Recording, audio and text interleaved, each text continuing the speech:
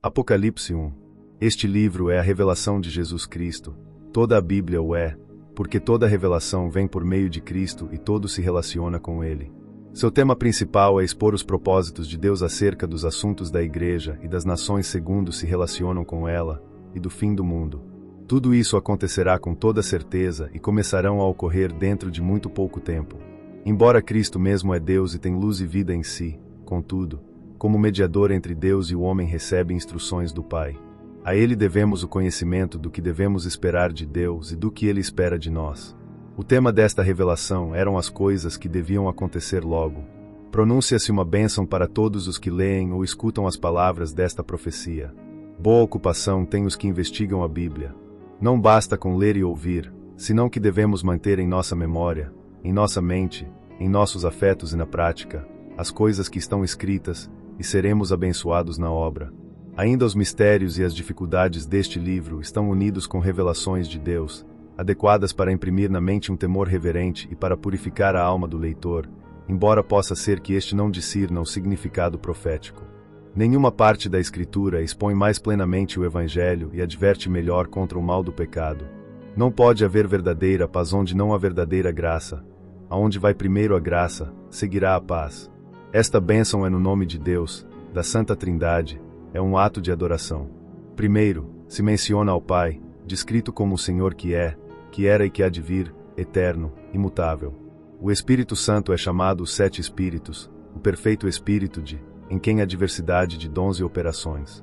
O Senhor Jesus Cristo foi desde a eternidade, uma testemunha de todos os conselhos de Deus.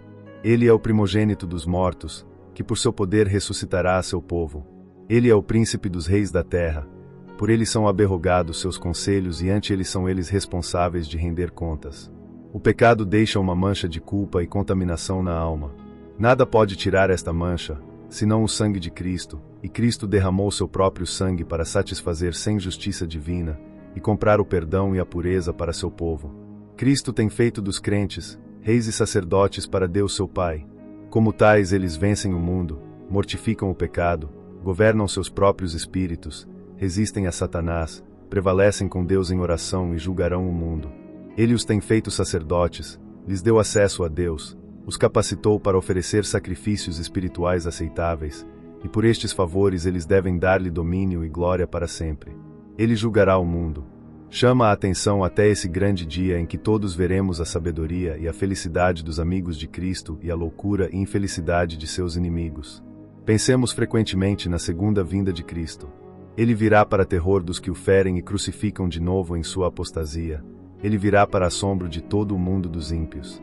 Ele é o princípio e o fim. Todas as coisas são dele e para ele, e o Todo-Poderoso, o mesmo eterno e imutável.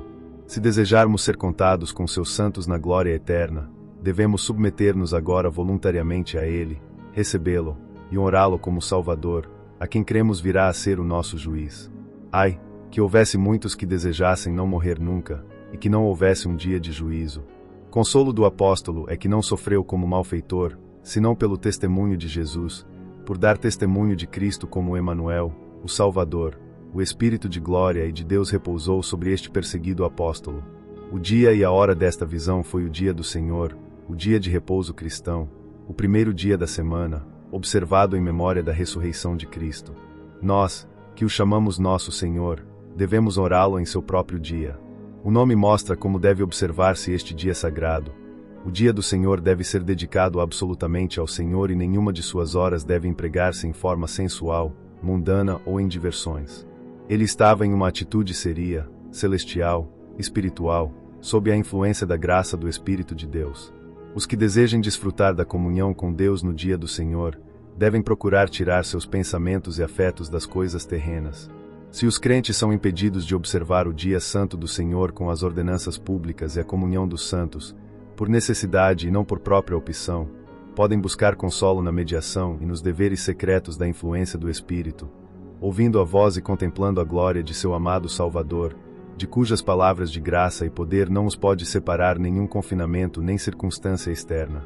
Se nos dá um alarme com o som da trombeta, depois, o apóstolo ouviu a voz de Cristo. As igrejas recebem sua luz de Cristo e do Evangelho, e as mostram aos outros. Elas são os candeeiros de ouro, devem ser preciosas e puras, não só os ministros, senão os membros delas. Assim deve brilhar sua luz diante dos homens, como para elevar a outros a dar glória a Deus. O apóstolo viu como se o Senhor Jesus Cristo aparecesse em meio dos candeeiros de ouro. Ele sempre está com suas igrejas, até o fim do mundo, enchendo-as com luz, vida e amor. Estava vestido com um manto até os pés, talvez representando sua justiça e seu sacerdócio, como mediador. Esta vestimenta estava cingida com um cinto de ouro, que pode denotar quão preciosos são seu amor e afeto por seu povo. Sua cabeça e cabelos brancos como lã e neve podem representar sua majestade, pureza e eternidade. Seus olhos como chamas de fogo podem representar seu conhecimento dos secretos de todos os corações e dos acontecimentos mais distantes. Seus pés, como de latão reluzente que arde num forno, podem denotar a firmeza de seus desígnios e a excelência de seus procedimentos. Sua voz, como o som de muitas águas, pode representar o poder de sua palavra, para tirar ou destruir.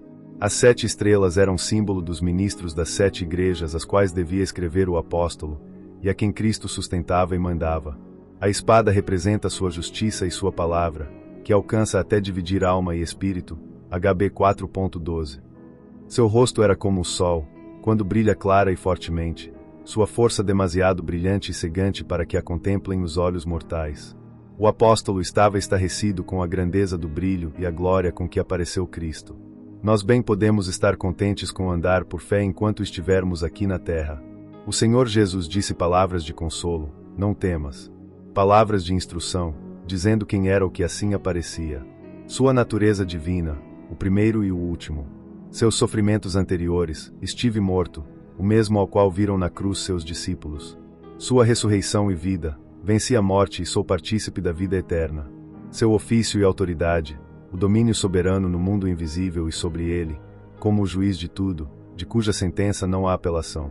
Escutemos a voz de Cristo e recebamos as prendas de seu amor, porque, que pode ocultar daqueles por cujos pecados morreu. Então, obedeçamos a sua palavra e entreguemo-nos totalmente àquele que dirige retamente todas as coisas. Apocalipse 2. Estas igrejas estavam em tão diferentes estados de pureza de doutrina e poder da piedade que as palavras de Cristo para elas sempre virão bem ao caso de outras igrejas e crentes. Cristo conhece e observa o estado delas, embora está no céu, de todos modos anda em meio de suas igrejas na terra, observando o que está mal nelas e que lhes falta. A igreja de Éfeso é elogiada pela diligência no dever. Cristo leva a conta de cada hora de trabalho que seus servos fazem para ele, e seu trabalho no Senhor nascerá em vão.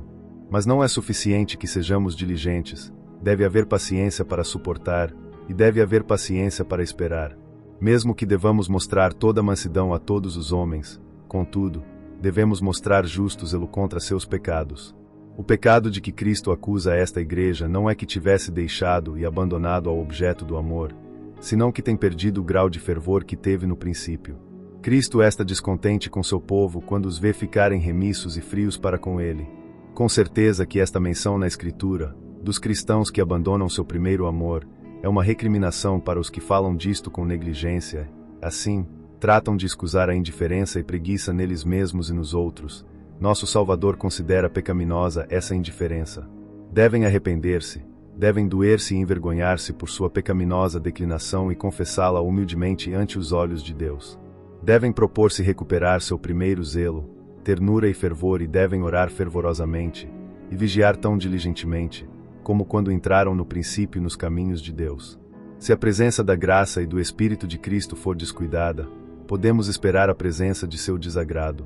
Faça uma menção alentadora do que era bom neles. A indiferença para com a verdade e o erro, para com o bom e o mal, pode chamar-se caridade e mansidão, mas não é assim, e desagrada a Cristo. A vida cristã é uma guerra contra o pecado, contra Satanás, o mundo e a carne. Nunca devemos ceder ante nossos inimigos espirituais, e então teremos um glorioso triunfo e recompensa. Todos os que perseverem receberão de Cristo, como a árvore da vida, a perfeição e a confirmação da santidade e a felicidade, não no paraíso terreno, senão no celestial. Isto é uma expressão figurada, tomada do relato do Jardim do Éden, que significa os gozos puros, satisfatórios e eternos do céu, e a espera deles neste mundo, por Filho, em comunhão com Cristo e com as consolações do Espírito Santo. Crentes, Tomem daqui sua vida de luta, e esperem e aguardem uma vida tranquila no além. Porém não até então. A palavra de Deus nunca promete que aqui teremos tranquilidade e liberdade completa dos conflitos. Nosso Senhor Jesus é o primeiro, porque por ele foram feitas todas as coisas. Ele estava com Deus antes de todas as coisas, e é Deus mesmo. Ele é o último, porque será o juiz de todos. Como o primeiro e último, que esteve morto e viveu, é o irmão e amigo do crente. Deve ser rico na pobreza mais profunda, honorável em meio da mais profundidades humilhação, e feliz submetido à mais pesada tribulação, como a igreja de Esmirna. Muitos os ricos deste mundo são pobres enquanto ao vindouro, e alguns que são pobres por fora são ricos por dentro, ricos em fé, em boas obras, ricos em privilégios, ricos em dons, ricos em esperança. Onde há esperança espiritual, a pobreza externa pode suportar-se bem. Quando o povo de Deus é empobrecido enquanto a esta vida, por amor de Cristo e a boa consciência, ele os compensa em todo com riquezas espirituais. Cristo arma contra as tribulações iminentes. Não temam nada destas coisas, não só proíbam-se o temor servil, senão que devem submetê-lo proporcionando à alma fortaleza e valor. Será para prová-los, não para destruí-los. Note-se a certeza da recompensa, dar-te-ei. Eles terão a recompensa da mão mesma de Cristo. Além disso, quão adequada é a coroa de vida. A vida gasta a seu serviço ou entregue à sua causa, será recompensada com uma vida muito melhor, a que será eterna. A morte segunda é indizivelmente pior que a primeira, tanto em suas agonias como por ser eterna. Sem dúvida é espantoso morrer e estar morrendo sempre. Se um homem é liberado da segunda morte e da ira vindoura, pode suportar com paciência o que encontre neste mundo. A palavra de Deus é uma espada, capaz de cortar pecado e pecadores. Gira e corta por todas partes, mas o crente não tem que temer esta espada, embora a confiança não pode receber respaldo sem uma obediência constante. Como nosso Senhor nota as vantagens e oportunidades que temos para cumprir nosso dever nos lugares onde habitamos, assim percebe nossas tentações e desalentos pelas mesmas causas. Em uma situação de prova, a Igreja Deus Pérgamo não negou a fé, nem por apostasia franca, nem por ceder a fim de evitar a cruz. Cristo elogia sua firmeza, porém repreende suas faltas pecaminosas. Uma visão errada da doutrina do Evangelho e da liberdade cristã era a raiz da amargura da qual surgiram maus costumes. Ao arrependimento é o dever das igrejas e corpos de homens, e das pessoas particulares. Os que pecam juntos, devem arrepender-se juntos. Aqui está a promessa de favor para os que vençam. As influências e as consolações do Espírito de Cristo descem desde o céu até a alma, para apoiá-la. Isto está oculto do resto do mundo. O homem novo é o nome da adoção. Quando o Espírito Santo mostra sua obra na alma do crente, ele compreende o nome novo e sua verdadeira importância. Embora o Senhor conhece as obras de seu povo, que são feitas em amor, fé, zelo e paciência, se seus olhos, que são como de fogo fulgurante, os vê cometendo ou permitindo o errado, os repreenderá, corrigirá ou castigará. Aqui há louvor do ministério e do povo de Tiatira de parte daquele que conhecia os princípios pelos quais eles agiam. Eles ficaram mais sábios e melhores. Mas esta igreja convivia com os sedutores malvados. Deus é conhecido pelos juízos que executa. Por isso, sobre os sedutores mostra seu certeiro conhecimento dos corações dos homens, de seus princípios, desígnios, disposição e temperamento. Alenta-se aos que se mantinham puros e incontaminados. Perigoso é desprezar o mistério de Deus, e tão perigoso como receber os mistérios de Satanás. Cuidemo-nos das profundezas de Satanás, das quais os que menos as conhecem são os mais felizes. Quão doce é Cristo com seus servos fiéis!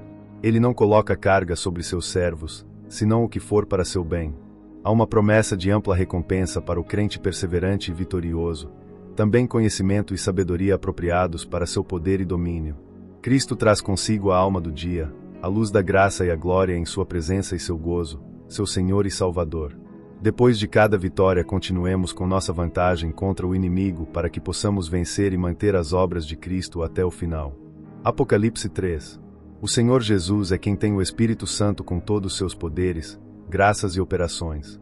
A hipocrisia e um lamentável deterioro da religião são os pecados de que acusa a Sardes aquele que conhecia bem a essa igreja e todas as suas obras. As coisas externas pareciam bem aos homens, porém ali havia somente a forma de piedade, não o poder, um nome que vive, mas não um princípio de vida. Havia grande mortandade em suas almas e em seus serviços, quantidades que eram totalmente hipócritas, outros que estavam vivendo em forma desordenada e morta.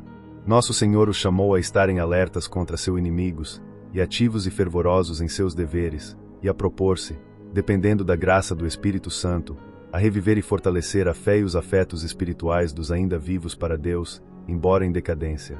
Perdemos terreno cada vez que baixamos a guarda. Tuas obras são ocas e vazias. As orações não estão cheias de santos desejos. As esmolas não são obras cheias de caridade verdadeira. Os dias de repouso não estão cheios de devoção da alma, adequada para Deus. Não há afeição interna adequada para os atos e expressões externas. Quando falta o Espírito, a forma não permanece por muito tempo. Ao procurar um avivamento em nossa alma ou nas dos outros, devemos comparar o que professamos com a maneira em que vivemos, para sermos humilhados e vivificados e tomar firmemente o que resta. Cristo enfatiza com uma temível ameaça seu conselho, se for desprezado. Contudo, nosso amado Senhor não deixa estes pecadores sem algo de ânimo. Faz uma ourosa menção do remanescente fiel de Sardes, fórmula uma promessa de graça para eles. Quem vencer será vestido com vestes brancas, a pureza da graça será recompensada com a pureza perfeita da glória. Cristo tem seu livro da vida, um registro de todos os que herdarão a vida eterna, o livro de memórias de todos os que vivem para Deus, e mantém a vida e o poder da piedade nos maus tempos. Cristo tirará este livro da vida e mostrará os nomes dos fiéis ante Deus, e diante de todos os anjos, no grande dia. O próprio Senhor Jesus tem a chave do governo e autoridade da igreja e sobre ela.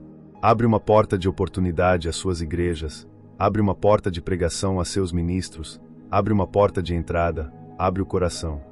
Ele fecha a porta do céu ao nécio que dorme no dia da graça, e aos fazedores de iniquidade, por vãos e confiados que sejam. Elogia a igreja de Filadélfia, mas com uma suave censura. Embora Cristo aceita um pouco de força dos crentes, não devem, porém, ficarem satisfeitos com um pouquinho, se não esforçar-se para crescer em graça, para serem fontes na fé, dando glória a Deus. Cristo pode descobrir este seu favor a seu povo, de modo que seus inimigos se vejam forçados a reconhecê-lo. Pela graça de Cristo, isto abrandará a seus inimigos e os fará desejar serem admitidos à comunhão com seu povo. Cristo promete preservar a graça nas épocas de maior provação, como prêmio pela fidelidade passada, ao que tem lhe será dado. Os que sustentam o Evangelho em uma época de paz serão sustentados por Cristo na época da tentação, e a mesma graça divina que os fez frutificar em tempos de paz, os fará fiéis nos tempos de perseguição. Cristo promete uma gloriosa recompensa ao crente vitorioso. Laodiceia era a última e a pior das 7 igrejas da Ásia. Aqui nosso Senhor Jesus se apresenta a si mesmo como o Amém, um constante e imutável em todos seus propósitos e promessas. Se a religião vale de algo, o vale todo. Cristo espera que os homens sejam fervorosos.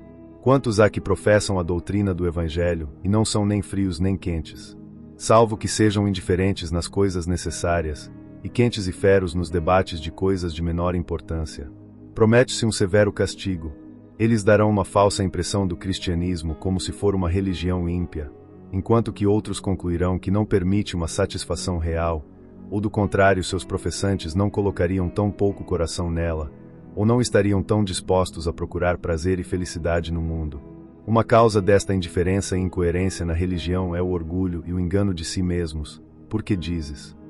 Que diferença há entre o que eles pensam de si mesmos e o que Cristo pensa deles? Quanto cuidado devemos ter para não enganar nossa própria alma? No inferno há muitos que pensaram que iam bem adiantado no caminho ao céu. Roguemos a Deus que não sejamos entregues a bajular-nos e enganar-nos. Os professantes se orgulharam à medida que viravam carnais e formais. O estado deles era miserável de por si. Eram pobres, realmente pobres quando diziam e pensavam que eram ricos. Não podiam ver seu estado, seu caminho nem seu perigo, mas pensavam que os viam. Não tinham o manto da justificação nem da santificação.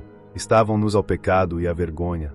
A justiça deles não era senão trapos de imundícias, trapos que não cobririam, trapos de imundícia que os contaminavam. Estavam nus, sem casa nem teto, porque estavam sem Deus, o único em quem a alma pode achar repouso e seguridade. Cristo aconselhou bem a esta gente pecadora. Ditosos são os que aceitam seu conselho, porque todos os que não os aceitam devem perecer em seus pecados. Cristo lhes deixa sabem onde podem obter verdadeiras riquezas e como podem tê-las. Devem deixas algumas coisas, mas nada de valor, e isso é só para dar lugar a receber verdadeiras riquezas. Abandone-se o pecado e a confiança em si mesmo, para que possam ser cheios com seu tesouro oculto.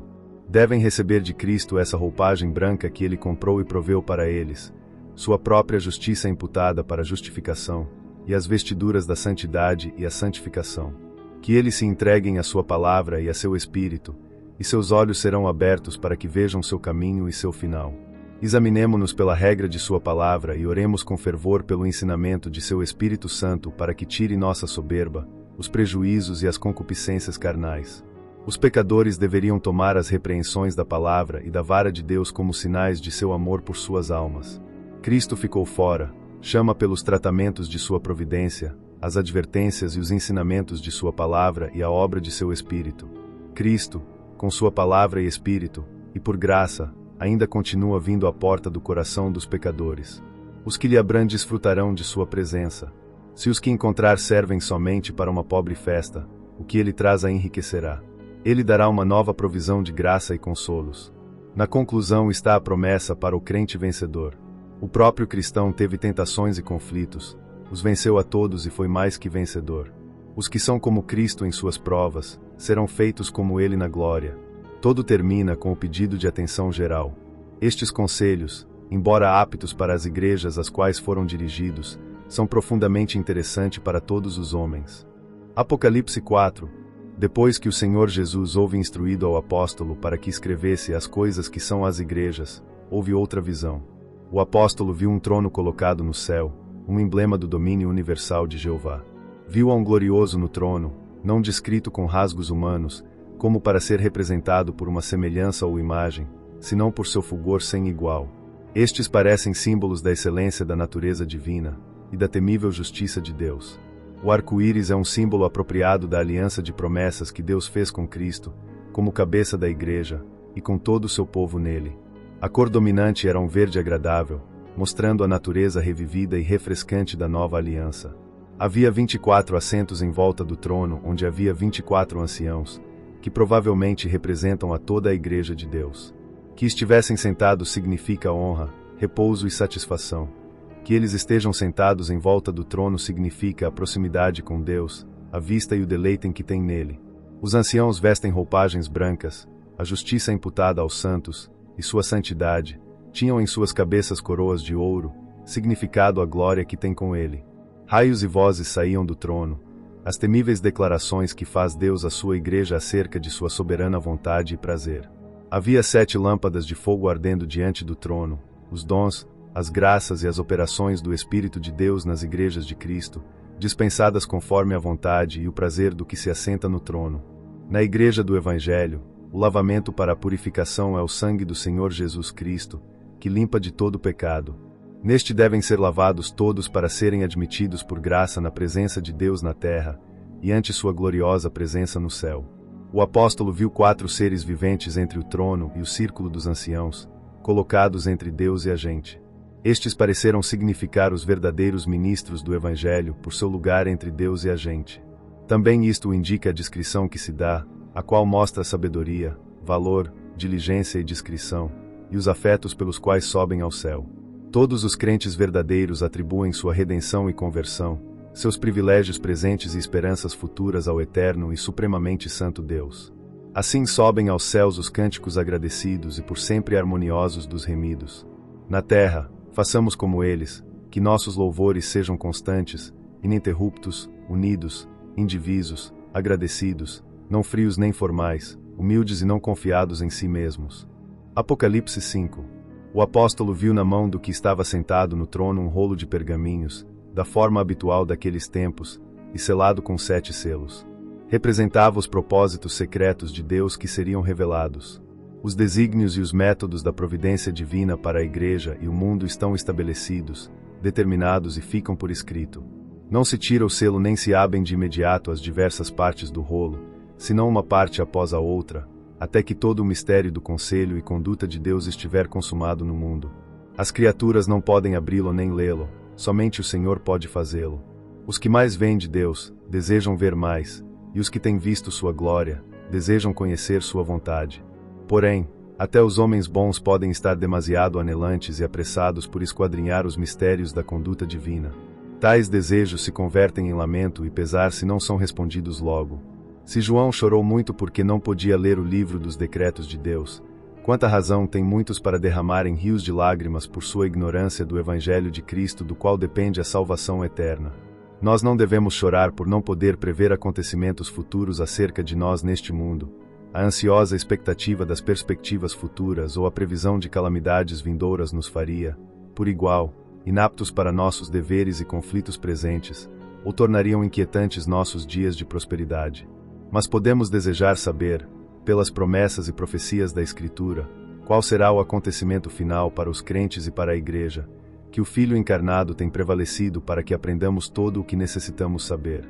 Cristo está como mediador entre Deus e os ministros e o povo. É chamado de leão, porém aparece como cordeiro imolado.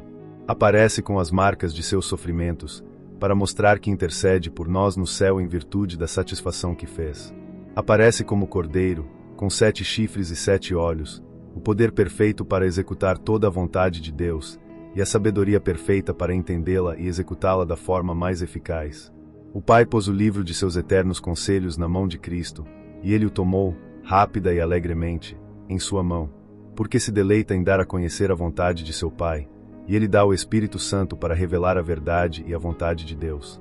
É tema de gozo para todo o mundo ver que Deus trata com os homens com graça e misericórdia por meio do Redentor. Ele governa o mundo, não só como Criador, senão como nosso Salvador. As harpas eram instrumentos de louvor, os vasos estavam cheios de perfume ou incenso, que representam as orações dos santos. O louvor e a oração sempre devem ir juntas. Cristo tem redimido seu povo da escravidão do pecado, da culpa e de Satanás, não só comprou a liberdade para eles, senão a honra e a mais alta preferência. Os tem feito reis e sacerdotes, reis, para que reinem sobre seus próprios espíritos e para vencerem o mundo e o maligno, e os faz sacerdotes, dando-lhes acesso a ele mesmo, e liberdade para oferecer sacrifícios espirituais. Que palavras poderiam declarar mais plenamente que Cristo é, e deve ser, adorado igualmente com o Pai por todas as criaturas por toda a eternidade. Ditosos os que adorarão e louvarão no céu, e que por sempre abençoarão o Cordeiro que os liberou e os separou para si por seu sangue. Quão digno és tu, ó Deus, Filho e Espírito Santo, de nossos louvores mais excelsos. Todas as criaturas devem proclamar tua grandeza e adorar tua majestade. Apocalipse 6. Cristo, o Cordeiro, abre o primeiro selo. Nota-se que sai um cavalheiro num cavalo branco. Ao sair este cavalo branco, parece que a intenção é um tempo de paz, ou o progresso precoce da religião cristã. Sua saída com pureza no tempo em que seu fundador celestial mandou seus apóstolos a ensinarem a todas as necessárias, agregando: eis aqui, eu estou sempre convosco até o fim do mundo.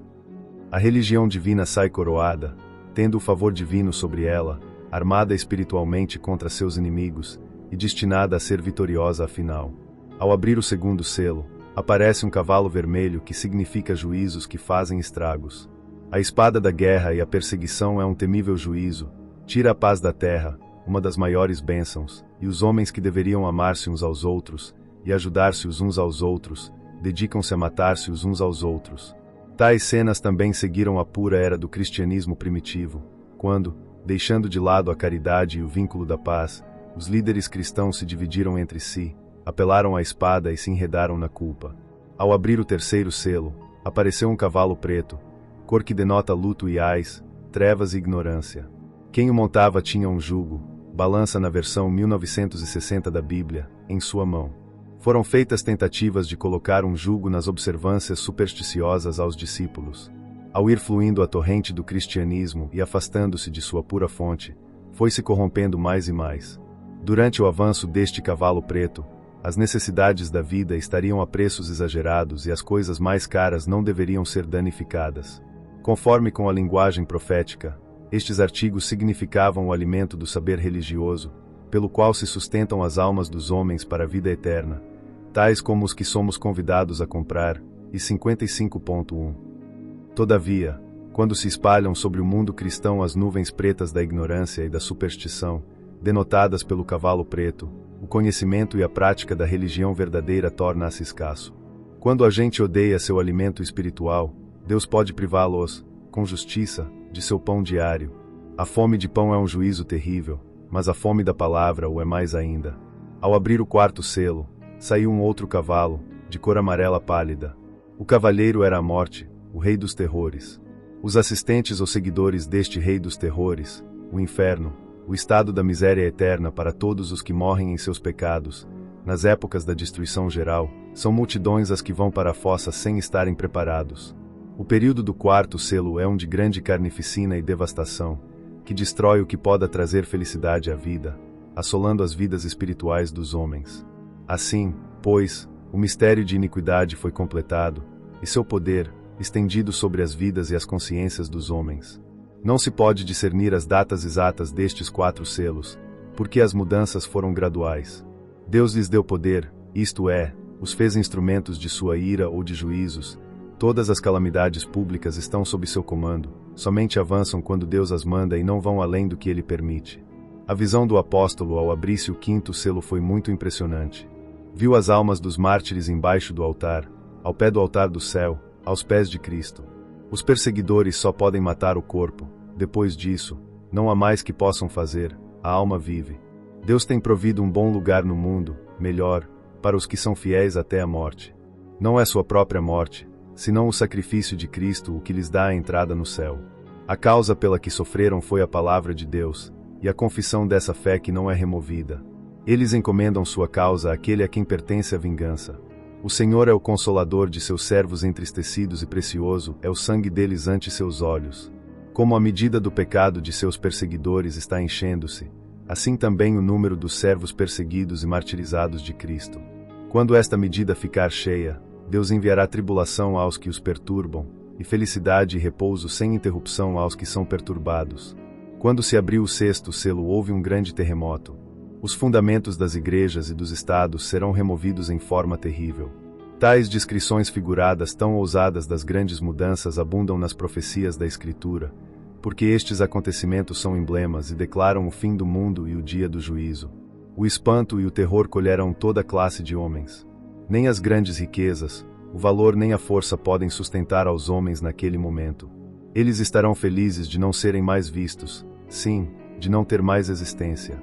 Embora Cristo seja um cordeiro, pode irar-se e a ira do cordeiro é excessivamente espantosa, porque se o nosso inimigo é o próprio Redentor, que acalma a ira de Deus, onde acharemos um amigo que alegue por nós?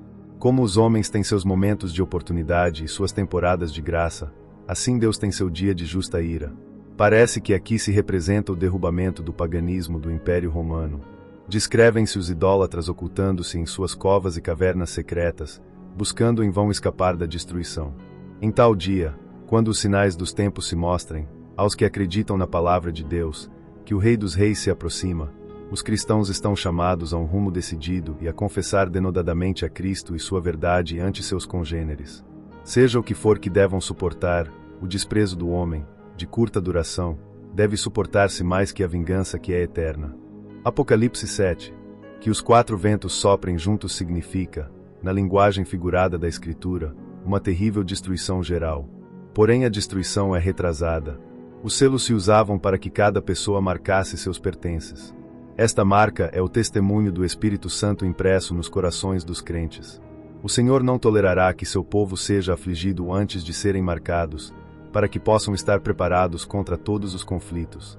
Note-se, nos assim selados pelo Espírito, que o selo deve estar na fronte, evidentemente para ser visto por amigo e inimigos por igual, porém não pelo próprio crente salvo quando olha fixamente no espelho da palavra de Deus.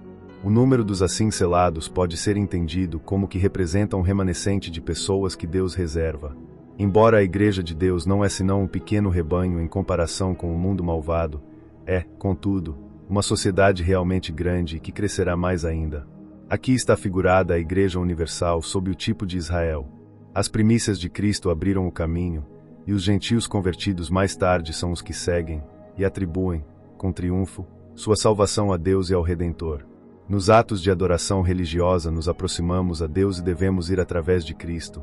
Os pecadores não podem aproximar-se ao trono de Deus se não é por meio de um mediador.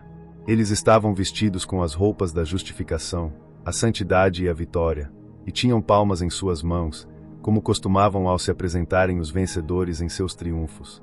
Tal aparição gloriosa será a que façam afinal os servos de Deus, quando hajam pelejado o bem combate da fé, e terminado sua carreira.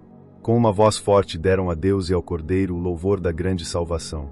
Os que desfrutam da felicidade eterna devem abençoar, e abençoarão ao Pai e ao Filho, o farão em público e com fervor. Vemos qual é a obra do céu, e devemos começá-la agora, por nossos corações fortemente nela, e anelar esse mundo onde serão aperfeiçoados nossos louvores e nossa felicidade.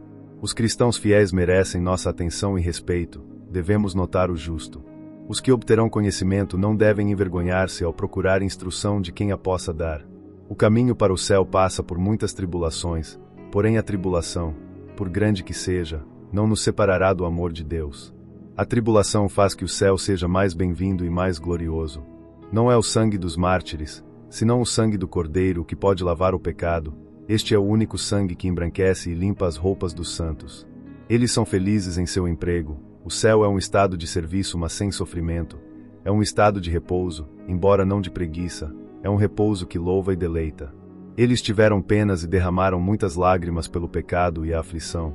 Mas o próprio Deus, com sua mão de graça, enxugará todas essas lágrimas. Os trata como um padre tenro. Isto deve sustentar o cristão através de todas suas aflições. Como todos os remidos devem sua felicidade por completo à misericórdia soberana, assim a obra e a adoração de Deus, seu Salvador, é seu elemento. Sua presença e favor completam a alegria deles, não podem conceber outro gozo. Que a ele acuda todo o seu povo, que dele recebam toda a graça que necessitam, e que a ele ofereçam todo o louvor e a glória. Apocalipse 8. Abre-se o sétimo selo. Houve um profundo silêncio no céu por um espaço de tempo.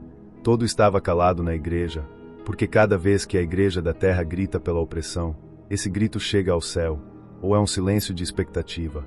Foram dadas trombetas aos anjos, que deviam tocá-las. O Senhor Jesus é o sumo sacerdote da igreja, que tem um incensário de ouro e muito incenso, plenitude de mérito em sua pessoa gloriosa. Desejável seria que os homens quisessem conhecer a plenitude que há em Cristo e se propusessem familiarizar-se com sua excelência. Que eles fossem verdadeiramente persuadidos de que Cristo tem o ofício de intercessor, que agora desempenha com profunda simpatia. A nenhuma oração assim recomendada foi-lhe jamais negado ser ouvida e aceita. Estas orações, assim aceitas no céu, produziram grandes mudanças na terra. A adoração e a religião cristãs, puras e celestiais em origem e natureza, quando são enviadas à terra e entram em conflito com suas paixões e os projetos mundanos dos homens pecadores, produzem notáveis tumultos, aqui expressados em linguagem profética, como declarou nosso Senhor mesmo, LC 12.49. O primeiro anjo tocou a primeira trombeta e houve saraiva e fogo misturado com sangue. Uma tormenta de heresias, uma mistura de erros espantosos caiu sobre a igreja ou uma tempestade de destruição. O segundo anjo tocou, e uma grande montanha, ardendo com fogo, foi lançada no mar, e a terceira parte do mar se converteu em sangue. Há alguns que entendem que a montanha representa os líderes das perseguições, outros, a Roma saqueada pelos godos e os vândalos, com grande carnificina e crueldade. O terceiro anjo tocou, e caiu uma estrela desde o céu. Alguns consideram que isto é um governante eminente, outros, que é uma pessoa com poder que corrompeu as igrejas de Cristo. As doutrinas do Evangelho, as fontes de vida, de consolo e de vigor espiritual para as almas dos homens, estão corrompidas e amargadas pela mistura de erros perigosos, de modo que as almas dos homens encontram ruína onde antes achavam refrigério. O quarto anjo tocou, e caíram trevas sobre as grandes luminares do céu que dão ao mundo, o sol, a lua e as estrelas. Os líderes e os governantes estão colocados mais elevados que a gente, e devem dispensar luz e boas influências sobre eles. Aonde chega o Evangelho a um povo, e não tem os efeitos apropriados sobre seus corações e vidas, é seguido de terríveis juízos. Deus dá advertências pela palavra escrita, pelos ministros, pelas próprias consciências dos homens e pelos sinais dos tempos, de modo que se a gente for surpreendida, é por sua própria falta. A ira de Deus amarga todos os benefícios e até a própria gente se torna uma carga. Todavia Deus, neste mundo, coloca limites aos juízos mais terríveis. A corrupção da doutrina e a adoração na igreja são grandes juízos, e também são as causas e sinais habituais de outros juízos vindouros para um povo. Antes que se tocassem as outras 3 trombetas, houve uma advertência solene do terrível que seriam as calamidades que se seguiriam. Se os juízos menores não têm efeito, a Igreja e o mundo devem esperar outros maiores, e quando Deus venha castigar o mundo, seus habitantes tremerão diante dele. Que os pecadores tomem as precauções para fugir da ira vindoura, que os crentes aprendam a valorizar e agradecer seus privilégios, e que continuem com paciência fazendo o bem. Apocalipse 9. Ao soar a quinta trombeta, caiu uma estrela do céu à terra. Tendo cessado de ser um ministro de Cristo, o que está representado por esta estrela se torna ministro do diabo, e solta as potestades do inferno contra as igrejas de Cristo. Ao abrir-se o abismo sem fundo, sai dali muita fumaça. O diabo executa seus desígnios cegando os olhos dos homens, apagando a luz e o conhecimento, e fomentando a ignorância e o erro. Desta fumaça sai um exército de gafanhotos, símbolo dos agentes do diabo que fomentam a superstição, a idolatria, o erro e a crueldade. As árvores e a erva, e os crentes verdadeiros, sejam novos ou mais avançados, serão intocáveis. Porém um veneno e infecção secretos da alma devem roubar a muitos outros a pureza, depois, a paz. Os gafanhotos não tinham poder para ferir os que tinham o selo de Deus. A graça distintiva de Todo-Poderosa de Deus resguardará seu povo da apostasia total e final. O poder está limitado a uma curta temporada, porém será muito agudo. Em tais acontecimentos os fiéis partilham a calamidade comum, mas estarão a salvo da pestilência do erro. Da Escritura sabemos que tais erros estavam ali provando e examinando aos cristãos. 1:11.19. Os primeiros escritores referem-se a isso como a primeira grande hoste de corruptores que se disseminaram pela igreja cristã. O sexto anjo tocou e parece que aqui o tema é o poder dos turcos. Seu tempo é limitado, não só mataram na guerra, cena que trouxeram uma religião destruidora e venenosa. A geração anticristã não se arrependeu com estes espantosos juízos. Da sexta trombeta aprendamos que Deus pode fazer um açoite de um inimigo da igreja e do outro, uma praga. A idolatria dos remanescentes da igreja oriental e de todas partes, e os pecados dos cristãos professantes, fazem mais maravilhosa esta profecia e seu cumprimento. O leitor atento da Escritura e da história pode achar que sua fé e esperança são fortalecidas pelos acontecimentos que, em outros aspectos, enchem seu coração de angústia e seus olhos de lágrimas, enquanto vê que os homens que escapam destas pragas não se arrependem de suas más obras, antes prosseguem na idolatria, a maldade e a crueldade até que a ira caia sobre eles ao máximo. Apocalipse 10. O apóstolo viu outra visão. A pessoa que comunica este descobrimento provavelmente era nosso Senhor e Salvador Jesus Cristo, ou era para mostrar sua glória. Ele via sua glória, que é demasiado grande para que a contemplem os olhos mortais, e coloca um véu sobre suas dispensações. Um arco-íris estava sobre sua cabeça. Nosso Senhor sempre se interessa por sua aliança. Sua voz assustadora teve o eco de 7 trovões, forma solene e terrível de revelar a mente de Deus. Não conhecemos os temas dos 7 trovões nem as razões para não escrevê-los. Há grandes acontecimentos na história, relacionados talvez com a igreja cristã, que não se percebem na profecia revelada. A salvação final do justo e o êxito final da verdadeira religião da terra são apresentados pela palavra do Senhor, que não falha. Embora ainda não seja o tempo, não pode estar longe. Daqui a pouco, para nós, o tempo não será mais, porém se formos crentes, seguirá uma eternidade ditosa. Desde o céu, contemplaremos os triunfos de Cristo e de sua causa na terra, e nos regozijamos neles. A maioria dos homens se comprazem olhando os acontecimentos futuros e todos os homens bons gostam de receber uma palavra de Deus. Mas quando este livro da profecia foi digerido completamente pelo apóstolo, seu conteúdo resultou amargoso. Havia coisas terríveis e espantosas, perseguições tão dolorosas do povo de Deus, tais estragos na terra que vê-los e conhecê-los por antecipado seria doloroso para sua mente. Procuremos sermos ensinados por Cristo e obedeçamos às suas ordens. Meditemos diariamente em sua palavra para que nutra nossas almas, e depois, declaremo-la conforme a nossos diversos emprazamentos. A doçura das contemplações estará, frequentemente, misturada com amargura quando comparamos as Escrituras com o estado do mundo e da Igreja, ou até com o de nossos próprios corações. Apocalipse 11. Esta passagem da medição do templo parece referir-se à visão de Ezequiel. O desígnio desta medição parece ser a preservação da Igreja em épocas de perigo público, ou para seu juízo ou para sua reforma. Os adoradores devem ser medidos, Se fazem da glória de Deus sua finalidade e de sua palavra sua regra em todos os seus atos de adoração.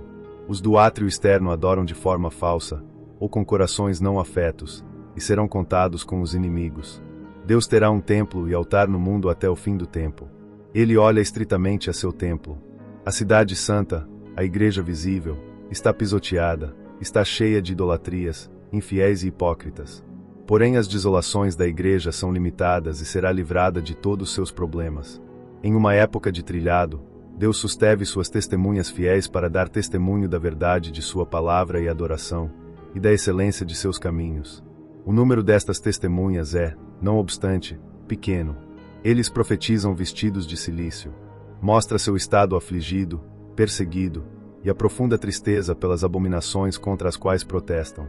São sustentados durante sua grande e difícil obra até estar terminada. Quando tenham profetizado vestidos de pano de saco pela maior parte dos 1260 dias, o Anticristo, o grande instrumento do diabo, fará a guerra contra eles, com força e violência por um tempo. Os rebeldes decididos em contra da luz se regozijam como em um fato feliz, quando podem silenciar, afastar ou destruir os servos fiéis de Cristo, cuja doutrina e conduta os atormenta. Não parece que o período tenha expirado ainda, e as testemunhas não estão, no presente, expostas a suportar tais sofrimentos externos tão terríveis como nas épocas anteriores, mas tais coisas podem tornar a acontecer, e há abundante causa para profetizar vestidos de pano de saco, por conta do estado da religião. O estado deprimido do verdadeiro cristianismo pode relacionar-se somente com a Igreja Ocidental. O Espírito de vida de Deus vivifica as almas mortas e reviverá os corpos mortos de seu povo, e seu interesse moribundo no mundo. O avivamento da obra e os testemunhos de Deus provocarão terror nas almas de seus inimigos. Onde há culpa, há medo, e o espírito perseguidor, embora cruel, é um espírito cobarde. Não será parte pequena do castigo dos perseguidores neste mundo, que no grande dia vejam orados e acendidos aos servos fiéis de Deus. As testemunhas do Senhor não devem cansar-se de sofrer e servir, nem tomar apressadamente o prêmio. Devem permanecer quietas até que seu amo as chame. A consequência de que assim sejam enaltecidos foi um tremendo golpe e convulsão para o império anticristão. Os simples fatos podem mostrar o significado disto. Contudo, cada vez que revivem a obra e as testemunhas de Deus, a obra do diabo e suas testemunhas caem perante ele. Parece provável que a matança das testemunhas seja um acontecimento futuro. Antes que soe a sétima e última trombeta, se faz o habitual pedido de atenção. Os santos e os anjos do céu sabem que a destra de nosso Deus e Salvador manda em todo o mundo. Todavia, as nações saem com sua própria ira ao encontro da ira de Deus. Foi um tempo em que ele estava começando a recompensar os serviços fiéis e os sofrimentos de seu povo, e seus inimigos estão nervosos com Deus, e assim aumentam sua culpa e apressam sua destruição. Ao abrir-se o templo de Deus no céu, quizá se signifique que havia mais comunicação livre entre o céu e a terra, a oração e os louvores subiam mais livre e frequentemente, as graças e as bênçãos desciam com maior abundância. Porém, melhor, parece referir-se à Igreja de Deus na terra. No reino do Anticristo, se deixou de lado a lei de Deus e foi esvaziada com tradições e decretos. As Escrituras estiveram fechadas para a gente, mas agora são colocadas à vista de todos. Como a arca, isto é um símbolo da presença de Deus que volta a seu povo, e seu favor para com eles em Jesus Cristo como a propiciação por seus pecados. A grande bênção da reforma foi acompanhada por providências muito temíveis, e Deus respondeu com coisas terríveis de justiça às orações apresentadas em seu santo templo, agora aberto. Apocalipse 12. A Igreja, representada por uma mulher, a mãe dos crentes, foi vista no céu pelo apóstolo em uma visão. Ela estava vestida de sol, justificada, santificada e brilhando pela união com Cristo, o sol da justiça. A lua estava embaixo dos seus pés. Ela era superior à luz refletida e mais fraca que a revelação feita por Moisés. Tinha em sua cabeça uma coroa de 12 estrelas. A doutrina do Evangelho pregada pelos 12 apóstolos é uma coroa de glória de todos os crentes verdadeiros. Estava com dor para dar à luz a uma santa família, desejosa de que a convicção dos pecadores possa terminar em sua conversão. O dragão é emblema conhecido de Satanás e de seus agentes principais, ou dos que governam por ele na terra, como nessa época o Império Pagão de Roma, a cidade edificada sobre 7 colinas. Tendo 10 chifres, dividida em deserto reinos. Ter 7 coroas representa 7 formas de governo. Arrastava com sua causa a terceira parte das estrelas do céu, e as lançava na terra, perseguia e seduzia os ministros e mestres, vigiando para esmagar a religião cristã. Contudo, apesar da oposição dos inimigos, a Igreja tirou adiante um grupo varonil de professantes fiéis e verdadeiros, nos quais Cristo foi verdadeiramente formado de novo, o mistério de Cristo, o Filho de Deus que governará as nações e a cuja destra seus membros participam da mesma glória. Esta bendita semente foi protegida por Deus. Os intentos do dragão resultaram infrutíferos contra a Igreja, e fatais para seus próprios interesses. A sede desta guerra era o céu, na Igreja de Cristo, o reino do céu na terra. As partes eram Cristo, o grande anjo da aliança, e seus fiéis seguidores, e Satanás e seus instrumentos. A força da Igreja está em ter o Senhor Jesus como capitão da salvação deles. A idolatria pagã, que era a adoração dos demônios, foi lançada do império dela difusão do cristianismo. A salvação e a força da Igreja somente devem atribuir-se ao Rei e cabeça da Igreja. O inimigo vencido odeia a presença de Deus, mas está disposto a comparecer para acusar o povo de Deus. Cuidemos de não dar-lhe nenhuma causa da qual acusar-nos. Quando tivermos pecado, apresentemo-nos diante do Senhor, a condenar a nós e encomendar nossa causa a Cristo como nosso advogado. Os servos de Deus vencem a Satanás pelo sangue do Cordeiro, como sua causa. Pela palavra de seu testemunho, a pregação poderosa do Evangelho é potente, por meio de Deus, para derrubar fortalezas. Por seu valor e paciência nos sofrimentos, eles não amaram tanto suas vidas, mas as renderam pela causa de Cristo. Estes eram os guerreiros e as armas pelas quais o cristianismo derrocou o poder da idolatria pagã. Se os cristãos tivessem continuado pelejando com estas armas, e com outras como estas, suas vitórias teriam sido mais numerosas e gloriosas, e seus efeitos, mais duradouros. Os remidos venceram por sua simples confiança no sangue de Cristo, como a única base de suas esperanças. Nisto devemos ser como eles. Nisto devemos ser como eles. Não devemos misturar nada mais com isto. A Igreja e todos seus amigos bem podem ser convocados para louvar a Deus por libertar da perseguição pagã, embora outras angústias lhes esperem. O deserto é um lugar desolado e cheio de serpentes e escorpiões, incômodo e sem provisões, mas é um lugar seguro onde alguém pode estar sozinho. Contudo, estar assim retirada não é algo que protegesse a mulher. Muitos explicam a torrente de água como invasões dos bárbaros pelos quais foi derrotado o Império Ocidental, porque os pagãos animaram seus ataques, esperando destruir o cristianismo. Mas os homens ímpios protegeram a Igreja em meio destes tumultos, devido a seus interesses mundanos, e a derrota do Império não ajudou a causa da idolatria. Ou então, isto pode significar uma torrente de erro pela qual a Igreja de Deus esteve em perigo de ser derrubada e descaminhada. O sem-embargo, derrotado em suas intenções contra a Igreja, volta a sua fúria contra as pessoas e lugares. Ser fiel a Deus e a Cristo, a sua doutrina, adoração e prática, expõe a ira de Satanás e assim será até que o último inimigo seja destruído. Apocalipse 13. O apóstolo, estando na praia, viu uma besta selvagem sair do mar, um poder tirânico, idólatra, perseguidor, que surge dos transtornos que tiveram lugar. Era um monstro aterrador. Parece significar o domínio mundano opressor que, por muitas eras, desde os tempos do cativeiro babilônico, tinha sido hostil à Igreja. Então, a primeira besta começou a perseguir e oprimir aos justos por amor da justiça, mas eles sofreram mais sob a quarta besta de Daniel, o Império Romano, que tem afligido os santos com muitas perseguições cruéis. A fonte deste poder foi o dragão. Foi estabelecido pelo diabo e apoiado por ele. A ferida da cabeça pode ser a abolição da idolatria pagã, e a sanidade da ferida seria a introdução da idolatria papista, a mesma em substância, somente que com nova roupagem, mas que responde tão efetivamente ao desígnio do diabo. O mundo admirou seu poder, política e êxito. Eles renderam honras e sujeição ao diabo e a seus instrumentos. Exerceu um poder e uma política infernal, exigindo que os homens rendessem às criaturas a honra que somente pertence a Deus. Mas o poder e o êxito do diabo são limitados. Cristo tem um remanescente escolhido, redimido por seu sangue, registrado em seu livro, selado por seu Espírito, e, apesar de que o diabo e o anticristo possam vencer o corpo e tirar a vida natural, não podem vencer a alma, nem prevalecer contra os crentes verdadeiros para que abandonem a seu Salvador e se unam a seus inimigos.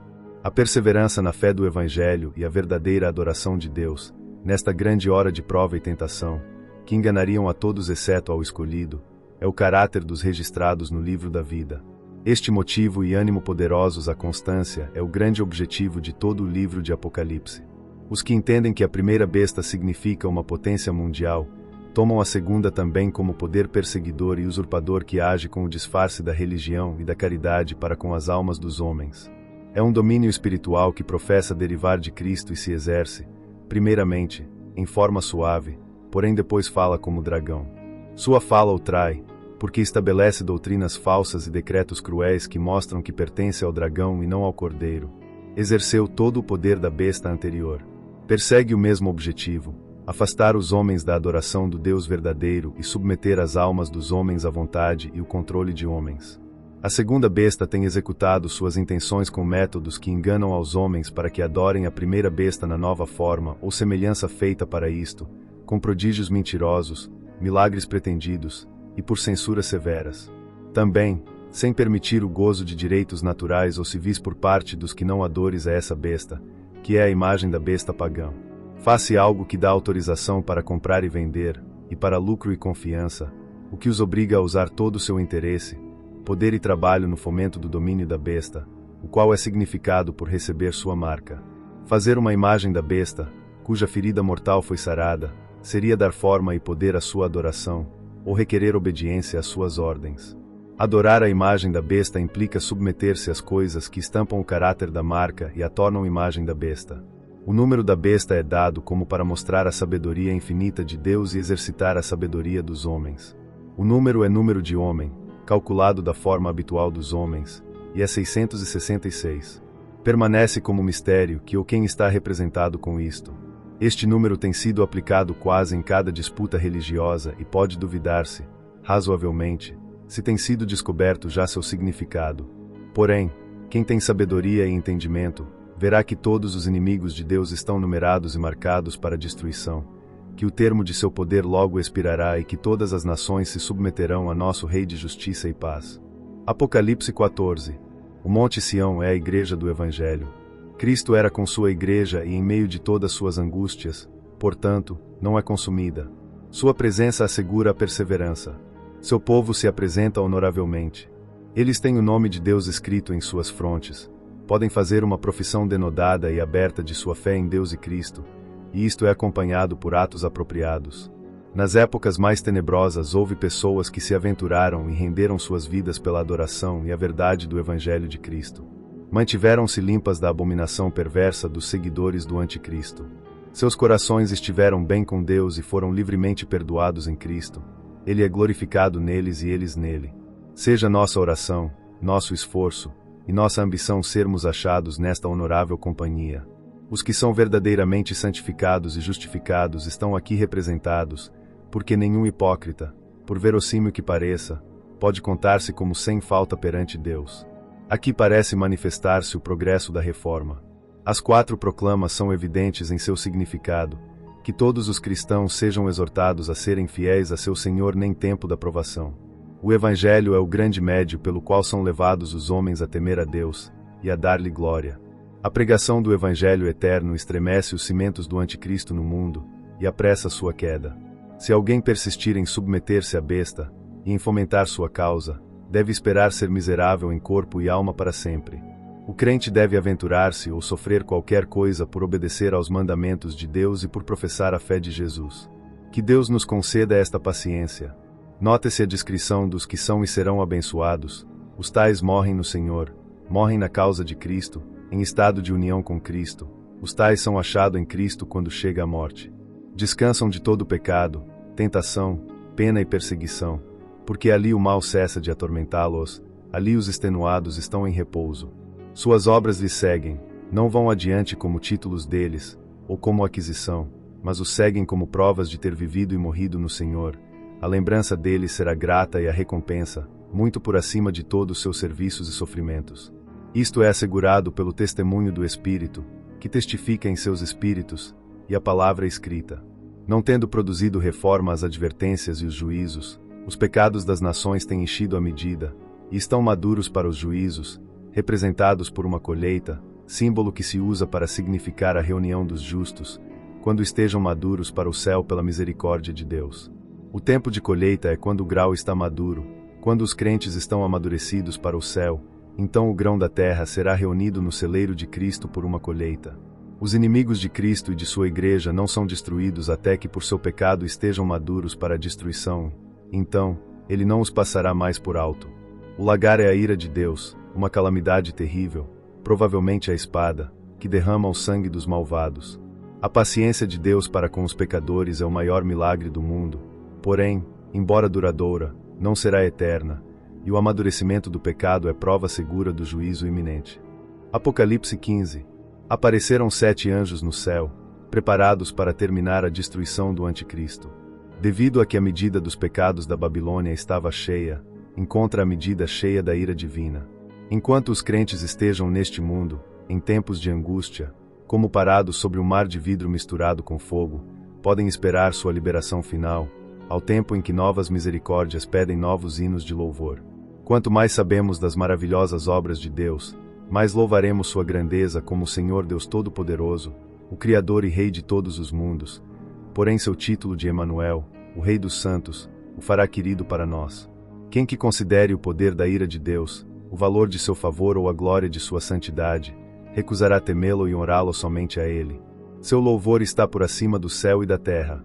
Nos juízos que Deus executa com o anticristo e seus seguidores, cumpre as profecias e as promessas de sua palavra. Estes anjos estão preparados para sua obra, vestidos com linho puro e branco, seus peitos cingidos com cintos de ouro, que representam a santidade, a justiça e a excelência dos tratos com os homens. Eles são ministros da justiça divina e fazem todas as coisas em forma pura e santa. Estavam armados com a ira de Deus contra seus inimigos. Até a criatura mais vil, quando está armada com a ira de Deus, será demasiado forte para qualquer homem do mundo. Os anjos receberam as taças de um dos 4 seres viventes, um dos ministros da Igreja verdadeira, como resposta às orações dos ministros e do povo de Deus. O anticristo não podia ser destruído sem um grande golpe para todo o mundo, e até o povo de Deus estaria angustiado e confundido enquanto se realizava a grande obra. As liberações maiores da inferno são produzidas por passos temíveis e assombrosos da providência, e o estado feliz da Igreja verdadeira não começará até que sejam destruídos os inimigos obstinados, e purificados os cristãos mornos ou formais. Então, todo o que estiver contra as Escrituras será purgado, toda a Igreja será espiritual e todo, sendo levado à pureza, à unidade e à espiritualidade, será firmemente estabelecido. Apocalipse 16. Devemos orar que seja feita a vontade de Deus na terra como se faz no céu. Aqui há uma sucessão de terríveis juízos da providência, e parece uma alusão a diversas pragas do Egito. Os pecados eram semelhantes, e assim, os castigos. As taças referem-se às 7 trombetas, que representavam o surgimento do anticristo, e a queda dos inimigos da Igreja se parecerá em algo com seu levantamento. Todas as coisas de sua terra, seu ar, seu mar, seus rios, suas cidades, estão condenadas à ruína, todas malditas pela maldade da gente.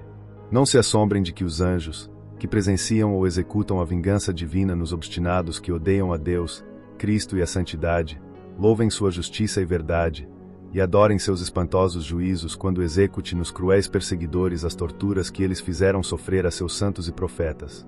O coração do homem é tão perverso que as desgraças mais severas nunca levarão a ninguém a arrepender-se sem a graça especial de Deus. O mesmo inferno está cheio de blasfêmias, e os ignorantes da história humana, da Bíblia, e de seus próprios corações, não sabem que quanto mais sofrem os homens, e mais claramente vejam a mão de Deus em seus sofrimentos, mais furiosamente se irão contra ele. Que agora os pecadores busquem o arrependimento em Cristo e a graça do Espírito Santo, ou terão a angústia e o horror e um coração sem humilhar, impenitente e desesperado, agregando assim a sua culpa e desgraça por toda a eternidade. As trevas se opõem à sabedoria e ao conhecimento e prolongam a confusão e a tolice dos idólatras e seguidores da besta. Opõem-se ao prazer e ao gozo, e significam a angústia e a vexação do espírito. Provavelmente isto indique a destruição da potência turca e da idolatria, e que se fará um caminho para o retorno dos judeus. Ou, tome-se como Roma, a Babilônia mística, o nome de Babilônia é escrito por Roma, que assim se pensava, mas nesse então não se mencionava abertamente. Quando Roma for destruída, seu rio e suas mercadorias devem sofrer com ela. Talvez se abra um caminho para que as nações orientais entrem na Igreja de Cristo. O grande dragão reunirá todas suas forças para livrar uma batalha desesperada antes que todo esteja perdido. Deus adverte desta grande prova para fazer que seu povo se prepare para ela. Estes serão tempos de grande tentação. Portanto, Cristo, por seu apóstolo, chama a seus servos crentes a esperarem sua vinda repentina e a vigiarem para não serem envergonhados, como apóstatas ou hipócritas. Por muito que difiram os cristãos enquanto a seus critérios dos tempos e das eras, enquanto aos acontecimentos que ainda devem acontecer, neste único ponto estão todos de acordo: Jesus Cristo, o Senhor da Glória, voltará subitamente a julgar o mundo. Aos que vivem perto de Cristo, isto é objeto de gozosa esperança e expectativa, e a demora é algo que eles não desejam. O sétimo e último anjo joga sua taça e se consuma a queda da Babilônia. A igreja triunfante do céu o viu e se regozijou, a igreja afligida na terra o viu e se tornou triunfante. Deus se lembrou da cidade grande e malvada, embora por um tempo parecia que tinha esquecido sua idolatria e crueldade. Todo o que era mais seguro foi eliminado pela ruína. Os homens blasfemaram, os juízos maiores que possam recair nos homens não produzirão o arrependimento sem a graça de Deus. Endurecer-se contra Deus pelos juízos justos é sinal certo de destruição total e seguro. Apocalipse 17. Roma parece estar claramente representada neste capítulo. A Roma pagã submeteu e governou com poderio militar, não por arte nem bajulações. Deixava, em geral, que as nações seguissem com seus antigos costumes e adoração, mas é coisa bem sabida que por administração política astuta, com toda classe de enganos de injustiça, a Roma papal tem obtido e mantido seu governo sobre reis e nações. Aqui houve seduções por meio de honras e riquezas mundanas, pompas e orgulho, apropriadas para mentes mundanas e sensuais. A prosperidade, a pompa e o esplendor alimentaram a soberba, as concupiscências do coração humano, mas não são uma garantia contra a vingança divina. A taça de ouro representa as seduções e ilusões pelas quais esta Babilônia mística tem obtido e mantido a sua influência, e tem seduzido a outros para que se unam às suas abominações. É chamada, devido a seus infames costumes, de mãe das prostitutas, as quais educa na idolatria e toda classe de maldade. Enche-se com o sangue dos santos e mártires de Jesus. Embriaga-se com ela, e lhe era tão agradável que nunca estava satisfeita. Não podemos senão maravilhar-nos pelos oceanos de sangue cristã derramados pelos homens que se dizem cristãos. Porém, quando consideramos estas profecias, estes fatos espantosos testificam da verdade do Evangelho. E cuidemos todos de uma religião esplêndida, gananciosa ou de moda. Evitemos os mistérios da iniquidade e estudemos com diligência o grande mistério da piedade para que aprendamos humilde e gratidão do exemplo de Cristo. Quanto mais procuremos parecer-nos a Ele, menos obrigados estaremos a ser enganados pelo anticristo. A besta que montava a mulher, era e não é, contudo, é. Era assento de idolatria e perseguição, e não é, não na forma antiga, que era pagã, porém é, verdadeiramente é a sede da idolatria e da tirania, embora de outra sorte e forma. Enganaria a uma submissão estúpida e cega a todos os habitantes da terra sob sua influência, exceto ao remanescente dos escolhidos. Esta besta tem 7 cabeças, 7 montanhas, as 7 colinas sobre as quais se levanta Roma, e 7 reis, 7 classes de governo. 5 eram passados quando se escreveu esta profecia, um era naquele momento, o outro ainda devia chegar. A besta, dirigida pelo papado, constitui o 8º governante e torna a estabelecer a idolatria. Tinha 10 chifres, que se diz são 10 reis que ainda não tinham reinos. Eles não deviam surgir senão até que se dividisse o Império Romano. Porém, durante um tempo seriam muito zelosos de seus interesses. Cristo reinará quando todos seus inimigos sejam colocados embaixo de seus pés. A razão da vitória é que ele é o Rei de Reis e o Senhor de Senhores. Ele tem supremo domínio e poder sobre todas as coisas. Todos os poderes da terra e do inferno estão sujeitos a seu controle. Seus seguidores são chamados a esta guerra, são equipados para ela e serão fiéis nela. Deus mandava em tal forma nos corações destes reis, por seu poder sobre eles, e por sua providência, que fizeram essas coisas, sem ter a intenção, que ele se propôs e anunciou. Eles verão sua tolice e como foram enfeitiçados e escravizados pela prostituta, e feitos instrumentos de sua destruição. Ela era essa grande cidade que reinava sobre os reis da terra, quando João teve esta visão, e todos sabem que Roma era essa cidade. Os crentes serão recebidos na glória do Senhor quando os perversos sejam destruídos da forma mais terrível.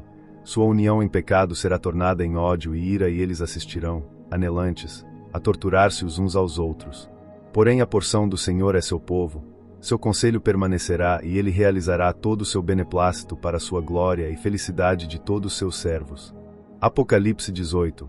A queda e a destruição da Babilônia mística estão determinadas nos conselhos de Deus. Outro anjo vem do céu. Este parece ser cristão mesmo, que vem a destruir a seus inimigos e a derramar a luz de seu evangelho por todas as nações. A maldade desta Babilônia é muito grande. Tinha esquecido o Deus verdadeiro e tinha colocado ídolos, arrastando toda a classe de homens ao adultério espiritual, e por sua riqueza e luxo, os manteve interessados nela. Parece representar principalmente a mercadoria espiritual, pela qual são multidões as que têm vivido em riquezas de maldade, pelos pecados e a tolice da humanidade. Se dá advertência justa a todos os que esperam misericórdia de Deus de que não só devem sair da Babilônia, senão ajudar a sua destruição. Deus pode ter povo até na Babilônia. Porém o povo de Deus será chamado a sair da Babilônia, e chamado eficazmente, enquanto que os que participam com os ímpios em seus pecados devem receber suas pragas. Os doentes tinham participado dos prazeres sensuais da Babilônia, e tinham conseguido lucros por sua riqueza e comércio. Eram os reis da terra, aos quais ela havia atraído à idolatria, permitindo-lhes serem tirânicos com seus súbditos, embora obedientes a ela. Também eram os mercadores os que traficavam suas indulgências, perdões e honras. Eles são os que se lamentam. Os amigos da Babilônia participaram de seus prazeres e benefícios pecaminosos, mas não estão dispostos a participar de suas pestes. O espírito do anticristo é um espírito mundano, e o choro é uma pura tristeza mundana. Eles não choram pela ira de Deus, senão pela perda de suas comodidades externas. A magnificência e as riquezas dos ímpios de nada lhes servirão, mas farão mais difícil de suportar a vingança. A mercadoria espiritual é aqui aludida quando menciona como artigos de comércio não somente os escravos, senão as almas dos homens para a destruição das almas de milhões. Tampouco isto tem sido peculiar do anticristo romano e sua só culpa. Porém, que os mercadores prósperos aprendam, com todos os seus ganhos, a conseguirem as riquezas inescrutáveis de Cristo. Caso contrário, ainda nesta vida pode que devam lamentar que as riquezas criem asas e se afastem voando, e que todos os frutos pelos quais contaminaram de luxúria suas almas os abandonaram. Em todo caso, a morte terminará logo seu comércio e todas as riquezas dos ímpios serão intercambiadas não só pelo ataúde e o verme, senão pelo fogo que não pode apagar-se. O que é matéria de júbilo para os servos de Deus na terra, é matéria de regozijo para os anjos no céu. Os apóstolos, que são orados e diariamente adorados em Roma, em forma idólatra, se regozijarão por sua queda. A queda da Babilônia foi um ato da justiça de Deus. Como foi uma ruína final, este inimigo nunca mais os incomodará de novo, disto tenha certeza por um sinal. Recebamos a advertência das coisas que levam aos outros à sua destruição, e coloquemos nossos afetos nas coisas do alto, quando consideramos a natureza variável das coisas terrenas. Apocalipse 19. Louvar a Deus pelo que temos é orar pelo que ainda fará por nós. A harmonia entre os anjos e os santos neste cântico triunfal. Cristo é o esposo de sua igreja resgatada.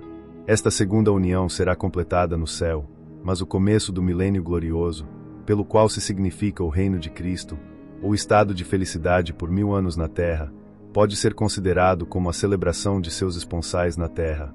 Então, a Igreja de Cristo, purificada de seus erros, divisões e corrupções de doutrina, disciplina, adoração e prática, estará preparada para ser publicamente reconhecida por ele como sua delicia e sua amada.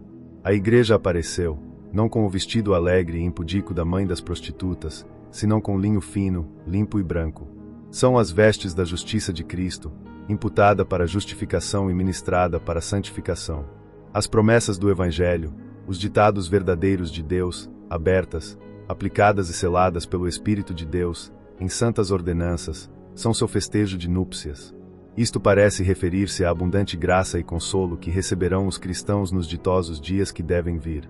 O apóstolo ofereceu honras ao anjo, que as recusou. Dirigiu o apóstolo ao único objeto verdadeiro de adoração religiosa: adora a Deus e somente a Ele.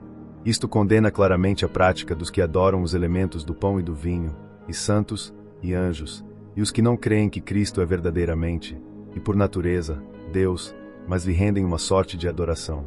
São réus de idolatria por um mensageiro do céu. Estes são os verdadeiros ditados de Deus, do que deve ser adorado comum com o Pai e o Espírito Santo. Cristo, a cabeça gloriosa da Igreja, se apresenta sobre um cavalo branco, o símbolo da justiça e da santidade. Tem muitas coroas, porque é o Rei de Reis e o Senhor de Senhores. Está vestido com uma roupagem empapada em seu próprio sangue, pelo qual comprou seu poder como mediador, e no sangue de seus inimigos, sobre os quais sempre prevalece. Seu nome é o Verbo de Deus, nome que ninguém conhece plenamente senão Ele mesmo. Só isto sabemos nós, que este Verbo era Deus manifestado em carne, mas suas perfeições não podem ser plenamente entendidas por nenhuma criatura. Seguem-no anjos e santos e são como Cristo em sua armadura de pureza e justiça. Ele vai a executar as ameaças da palavra escrita em seus inimigos. As insígnias de sua autoridade são seu nome. Afirma sua autoridade e poder, e adverte aos príncipes mais poderosos que se submetam ou caiam diante dele. As potestades da terra e do inferno fazem seu máximo esforço. Estes versículos declaram fatos importantes anunciados pelos profetas. Estas pessoas não foram escusadas porque fizeram o que seus chefes lhes ordenaram. Quão vão será o depoimento de muitos pecadores nesse grande dia? Nós seguimos a nossos chefes. Fizemos o que vimos que faziam outros. Em sua palavra, Deus deu uma regra para caminhar. Nem o exemplo da maioria, nem o do chefe, devem mover-nos ao contrário. Se fizermos como a maioria, deveremos ir para a maioria, o lago de fogo. Apocalipse 20. Eis aqui uma visão que mostra, por uma figura, as limitações colocadas ao próprio Satanás. Cristo, com poder onipotente, impedirá que o diabo engane a humanidade como até agora o tem feito. Não lhe falta poder nem instrumentos para romper o poder de Satanás. Cristo o encerra por seu poder e o sela por sua autoridade. A Igreja terá um tempo de paz e prosperidade, mas todas suas provações ainda não acabaram. Eis aqui um relato do reino dos santos durante a mesma época em que Satanás estará amarrado. Os que sofrem com Cristo reinarão com ele em seu reino espiritual e celestial, em conformidade com ele em sua sabedoria, justiça e santidade. Isto se chama a primeira ressurreição, com que serão somente favorecidos todos os que sirvam a Cristo e sofram por ele. Declara-se a felicidade destes servos de Cristo. Ninguém pode ser abençoado, senão os que são santos, e todos os que são santos serão abençoados. Algo sabemos do que é a primeira morte, e é muito espantosa, mas não sabemos o que é a segunda morte. Deve ser muito mais terrível, é a morte da alma, a separação eterna de Deus. Que nunca saibamos o que é, os que foram feitos partícipes da ressurreição espiritual, são salvos do poder da segunda morte. Podemos esperar que 1000 anos sigam a destruição do anticristo, das potências idólatras e dos perseguidores, durante os quais o cristão puro de doutrina, adoração e santidade, será dado a conhecer em toda a terra. Pela obra todo-poderosa do Espírito Santo, os homens caídos serão criados de novo, e a fé e a santidade prevalecerão tão certamente como agora dominam a incredulidade e a impiedade.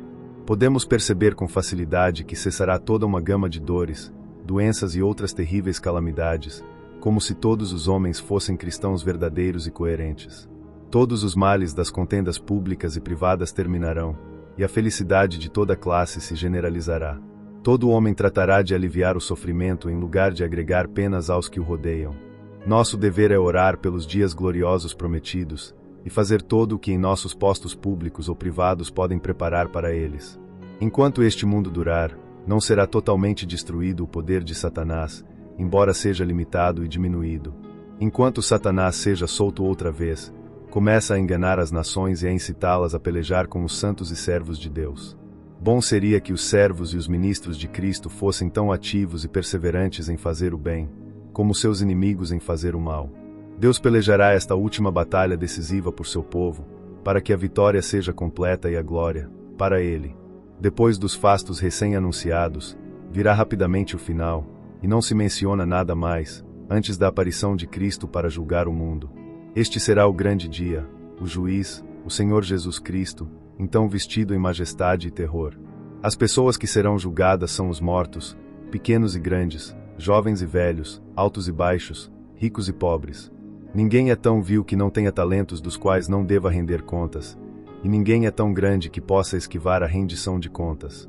Não só os que estiverem vivos quando Cristo voltar, senão todos os mortos. Há um livro de memórias para o bem e o mal, e o livro da consciência dos pecadores, embora antes secreto, então será aberto. cada homem lembrará todos os seus atos passados, apesar de que muitos os tenham esquecido faz longo tempo.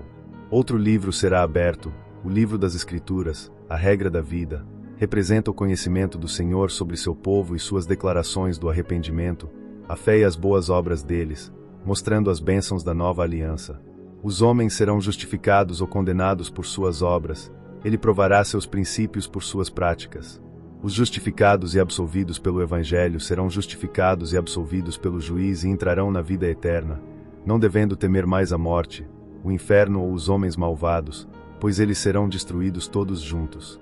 Esta é a segunda morte, a separação final dos pecadores de Deus.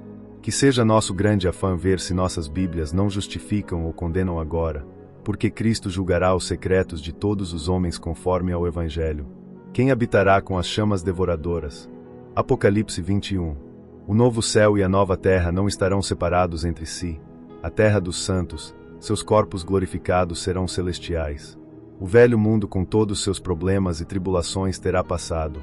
Não haverá mar, o que representa a Dé com a liberdade das paixões contraditórias, das tentações, os problemas, as mudanças e as alarmes, de tudo o que possa interromper ou dividir a comunhão dos santos.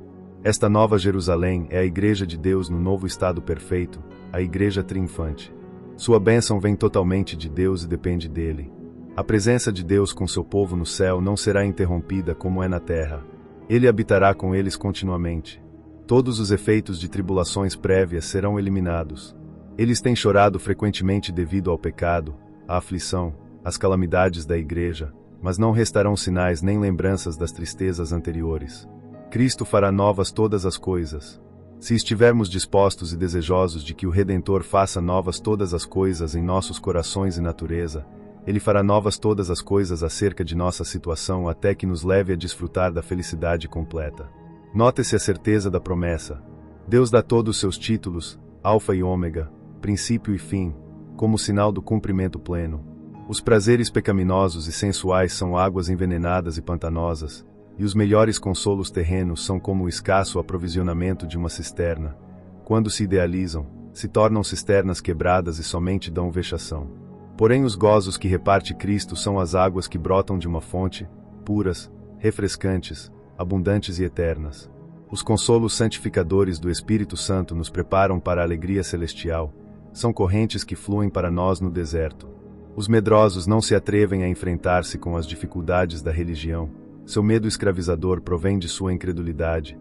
Porém os que foram tão cobardes que não se atreveram a tomar a cruz de Cristo estava, não obstante, tão desesperados que se precipitaram na maldade abominável. As agonias e os terrores da primeira morte conduzirão aos terrores e agonias muito superiores da morte eterna. Deus tem várias ocupações para seus anjos santos. Às vezes, tocam a trombeta da providência divina e advertem a um mundo indiferente. Às vezes, revelam coisas de natureza celestial aos herdeiros da salvação. Os que desejam ter visões claras do céu, devem aproximar-se tanto dele como possam no monte da meditação e da fé. O tema da visão é a Igreja de Deus em perfeito estado triunfante, brilhando em seu fulgor, gloriosa com relação a Cristo, o qual mostra que a alegria do céu consiste na relação com Deus em conformidade com ele. A mudança de símbolos de esposa à cidade mostra que somente temos de fazer-nos ideias gerais desta descrição. A muralha é para a seguridade. O céu é um estado seguro. Os que ali estão separados de todos os males e inimigos, e assegurados contra eles. Esta cidade é enorme, há lugar para todo o povo de Deus. O cimento do muro é a promessa e o poder de Deus, e a compra de Cristo são os fortes fundamentos da seguridade e felicidade da Igreja. Estes fundamentos estavam feitos de 12 classes de pedras preciosas, o qual denota a variedade e a excelência das doutrinas do Evangelho, ou das virtudes do Espírito Santo, ou as excelências pessoais do Senhor Jesus Cristo. O céu tem porta, a entrada livre para todos os que são santificados, eles não se verão excluídos. As portas são pérolas. Cristo é a pérola de grande preço, e ele é nosso caminho a Deus. A rua da cidade era de ouro puro, como cristal transparente. Os santos do céu pisam ouro. Os santos estão em repouso ali, mas este não é um estado de sono e ócio. Eles têm comunhão não só com Deus, senão os uns com os outros. Todas estas glórias representam só muito debilmente o céu. A comunhão perfeita e direta com Deus suprirá com demasia o lugar das instituições do Evangelho. E que palavras podem expressar mais plenamente a união de igualdade do Filho com o Pai na divindade? Que mundo lúgubre seria este se não fosse pela luz do sol, que há no céu que supra seu lugar? A glória de Deus ilumina a cidade e o Cordeiro é sua luz. Deus em Cristo será uma fonte eterna de conhecimento e gozo para os santos do céu. Não há noite, portanto, não é necessário fechar as portas, todo está em paz e seguro. Todo nos mostra que devemos ser guiados mais e mais a pensar no céu como cheio com a glória de Deus, iluminado pela presença do Senhor Jesus. Nada pecador nem imundo, idólatra ou falso e enganoso pode entrar. Todos os habitantes são aperfeiçoados em santidade. Agora os santos sentem uma triste mistura de corrupção que os estorva no serviço de Deus e interrompe sua comunhão com Ele, mas ao entrar no lugar santíssimo são lavados no banho do sangue de Cristo e são apresentados ao Pai sem mácula. Ninguém que opere abominações é admitido no céu. Está livre de hipócritas e de mentirosos. Como nada imundo pode entrar no céu, estimulemo-nos com estes olhares das coisas celestiais para usar toda a diligência e a perfeita santidade no temor de Deus. Apocalipse 22. Todos os riachos do consolo terreno são lamacentos, mas estes são claros e refrescantes. Dão vida, e preservam-na, para os que bebem deles, e assim fluirão para sempre. Indicam as influências vivificantes e santificadoras do Espírito Santo, segundo se dão aos pecadores por meio de Cristo. O Espírito Santo, procedente do Pai e do Filho, aplica esta salvação a nossas almas por seu amor e poder que criam de novo. As árvores de vida são alimentadas pelas puras águas do rio que sai do trono de Deus. A presença de Deus no céu é a saúde e a alegria dos santos. Esta árvore era um símbolo de Cristo e de todas as bênçãos de sua salvação, e as folhas para sarar as nações significam que seu favor e presença suprem todo o bem aos habitantes deste mundo bendito. O diabo não tem poder ali, não pode desviar os santos de servirem a Deus, nem pode perturbá-los no serviço de Deus. Aqui se fala como de um de Deus e do Cordeiro. O serviço será ali não só liberdade, senão honra e domínio. Não haverá noite, nem aflição nem pena, nada de pausas no serviço ou prazer, nada de diversões ou prazeres de invenção humana serão desejados ali. Quão diferente tudo isso dos pontos de vista puramente humanos e grosseiros da alegria celestial, dos que se referem aos prazeres da mente. O Senhor Jesus falou pelo anjo, confirmando solenemente o conteúdo deste livro, particularmente desta última visão. Ele é o Senhor Deus fiel e verdadeiro. Além do mais, falou por seus mensageiros, os santos anjos, que o comunicaram aos homens santos de Deus. Estas são as coisas que devem finalizar daqui a pouco. Cristo virá logo e porá todas as coisas fora de dúvida. E falou pela integridade do anjo que tinha sido o intérprete do apóstolo. Ele recusou aceitar a adoração de parte de João e o repreendeu por oferecê-la. Isto apresenta outro testemunho contra a adoração idólatra de santos e anjos. Deus chama a cada um a dar testemunho das declarações aqui feitas.